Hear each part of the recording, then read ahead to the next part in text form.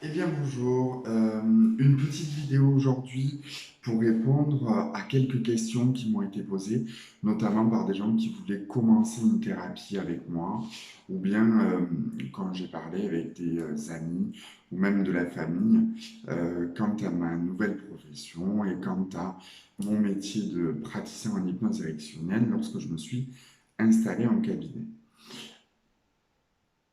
Souvent, on me pose la question de quels sont les éléments essentiels, les points fondamentaux pour réussir sa thérapie en hypnose avec un praticien. Moi, j'en ai recensé cinq, et c'est ce que je dis à tous mes patients. Lorsqu'ils prennent un rendez-vous avec moi, je leur conseille de mobiliser ces cinq points qui sont essentiels et fondamentaux pour réussir leur propre thérapie. Parce que ce qu'il faut ne pas oublier en hypnose et en thérapie en cabinet, c'est l'accompagnement du thérapeute, soutien, la mobilisation et la thérapie personnelle du sujet et du patient qui vient consulter. On n'est pas comme l'oisillon qui attend la bouche ouverte que sa mère lui donne à manger, mais dans notre cas particulier, le thérapeute utilise des outils pour accompagner le sujet, mais c'est bel et bien lui-même qui doit trouver ses solutions, trouver ses clés au plus profond de lui-même pour pouvoir avancer dans la thérapie. Alors vous me direz quel est l'intérêt du coup de consulter un thérapeute? Eh bien tout simplement parce que le thérapeute en règle générale et l'hypnothérapeute euh, en ce qui me concerne, nous allons utiliser des techniques, des formules, des phrases, des mots qui font écho au subconscient, qui calment le conscient et du coup toutes les valeurs et les conceptions qu'on a pu se faire tout au long de notre vie. Et on va également accompagner le sujet de plus en plus en profondeur à l'intérieur de lui-même pour trouver des clés indépendantes de toute réflexion et de toute croyances limitantes, on en parlera dans une autre vidéo, mais tout ce qui va limiter le sujet dans son avancée et dans l'accomplissement de son objectif personnel.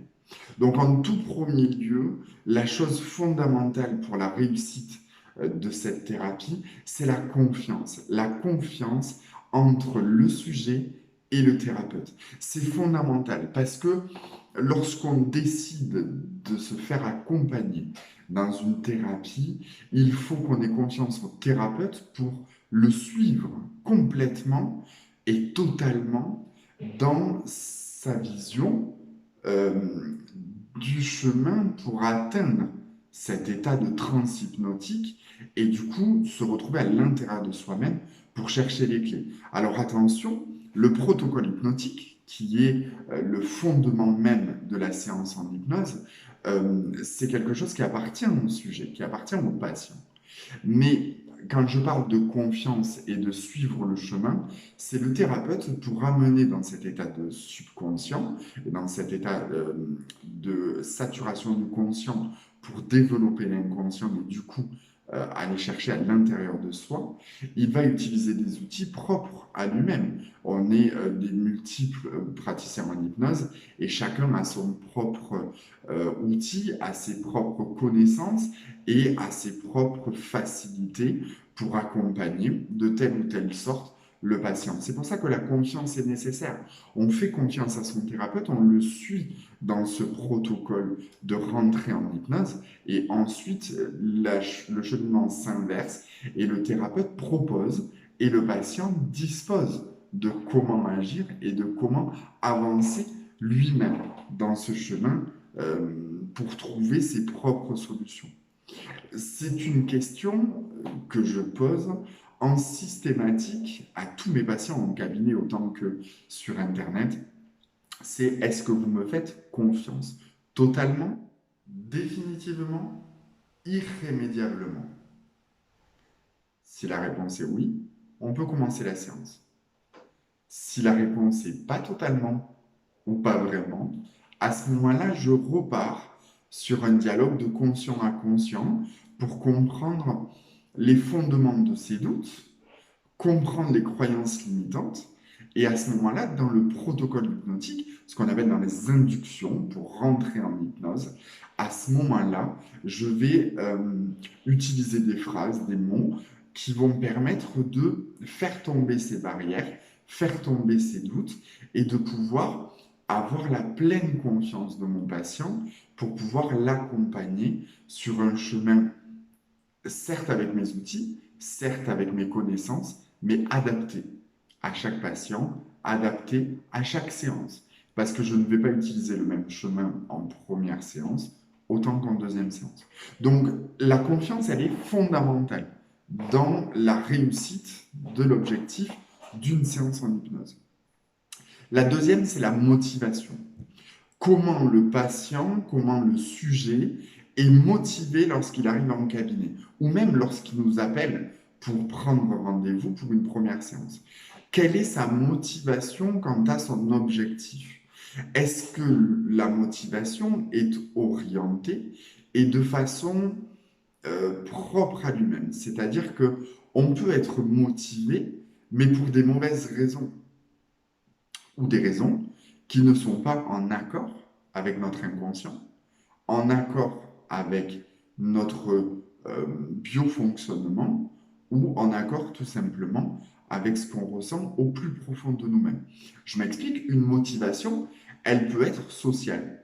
Il faut que, d'après la société ou d'après ce que j'ai appris, il faudrait que je tende vers ça.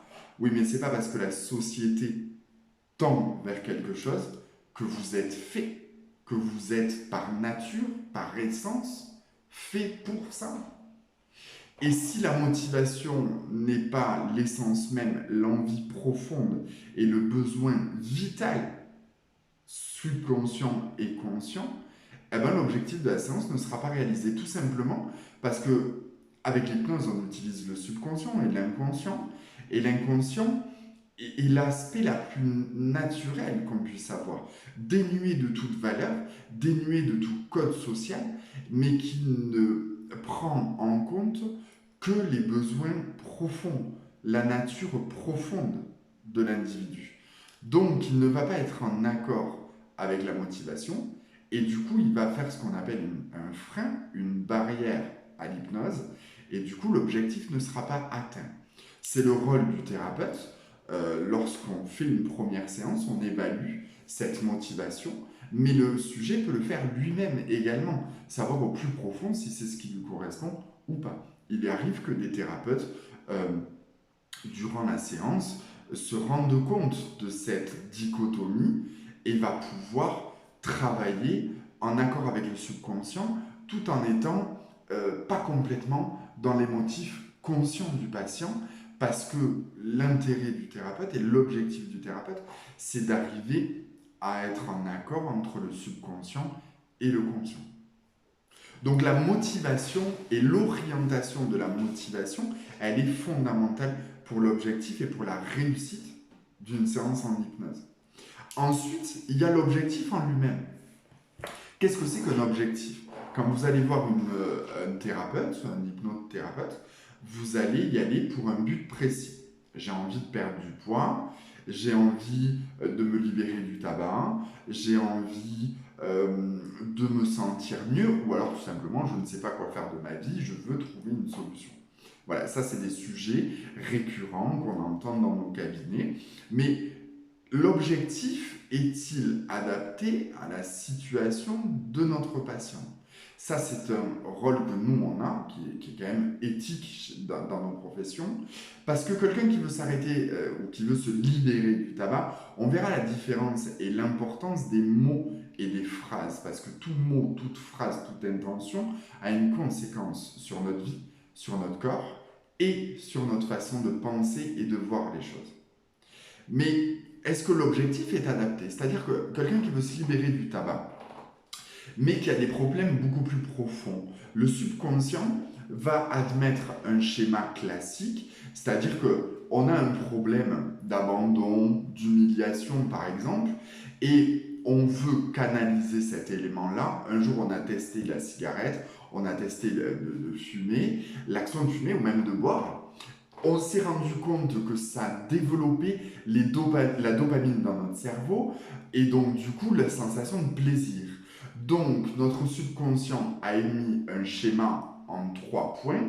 Le premier point, on vit une douleur, un schéma traumatisant ou une situation difficile, donc on a une baisse de dopamine. Donc qu'est-ce qu'on doit faire? Eh bien on fume ou on boit.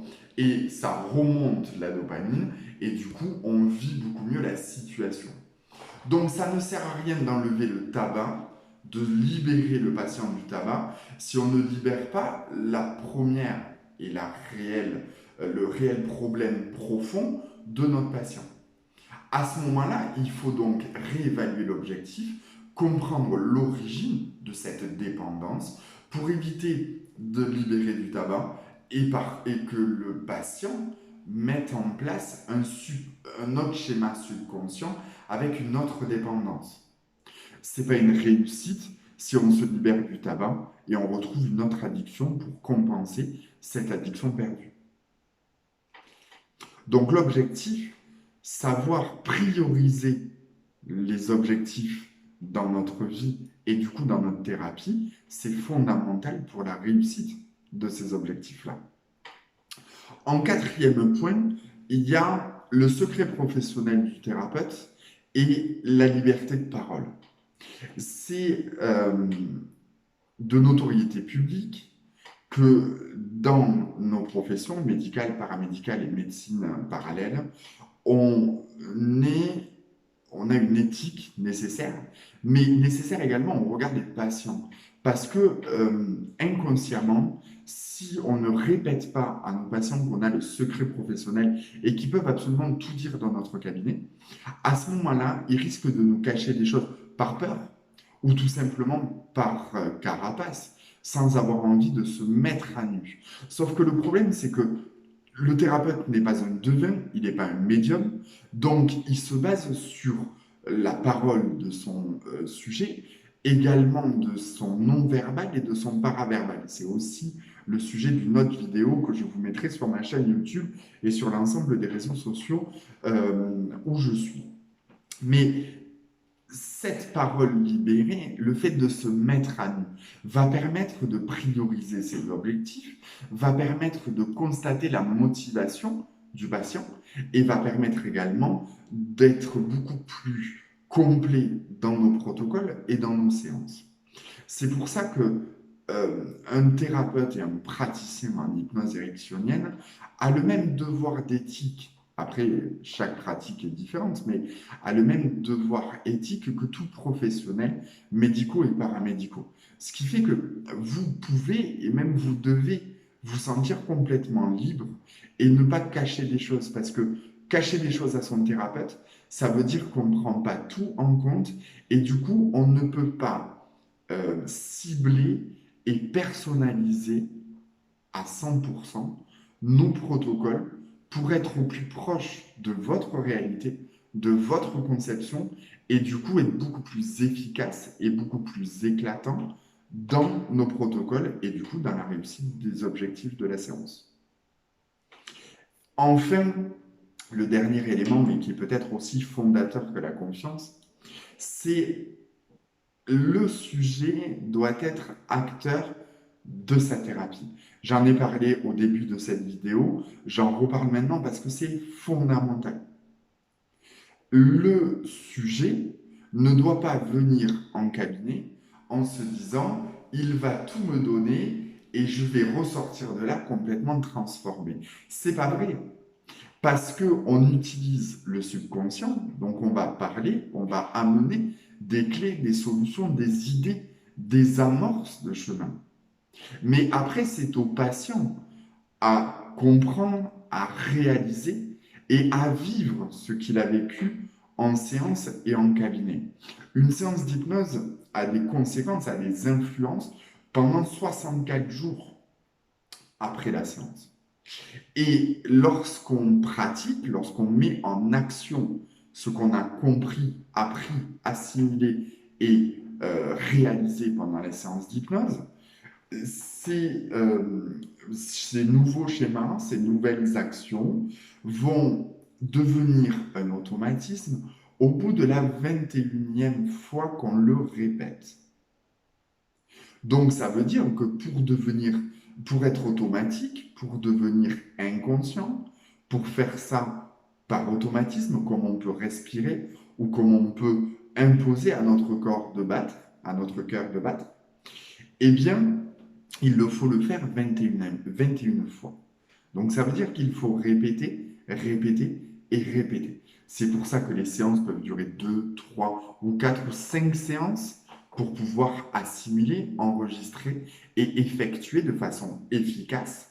Et je donne, moi, à titre personnel, des exercices à faire à la maison pour réaliser, comprendre et devenir des schémas automatiques et naturels. Donc c'est fondamental d'être acteur, de venir en cabinet pour comprendre, pour avoir des clés et des outils, mais également être dans l'action, être en motivation de marche en avant pour atteindre ses objectifs et pour avoir le sentiment et pour s'élever dans sa vie psychologique, physique et de relation avec les autres. Je vais vous laisser méditer là-dessus. En attendant, pensez à vous abonner, à cliquer sur un petit j'aime, ça fait toujours plaisir, et surtout à aller consulter ma page Facebook et ma page Instagram.